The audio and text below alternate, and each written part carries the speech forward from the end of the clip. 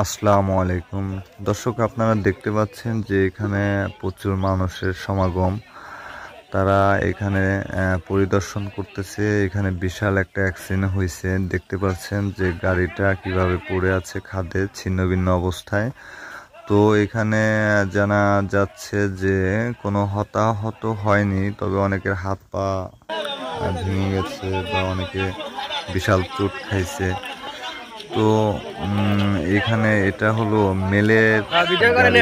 তো জানা গেল যে মেলের গাড়িটি খুব অতিরিক্ত স্পিডে গাড়ি চালাচ্ছিল এবং নিয়ন্ত্রণ হারিয়ে সেটা খাদে পড়ে যায় আর কি।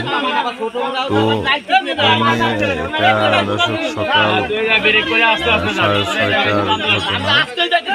তো এখানে কোনো ধরনের হতাহত হয়নি, কিন্তু একটা মহিলার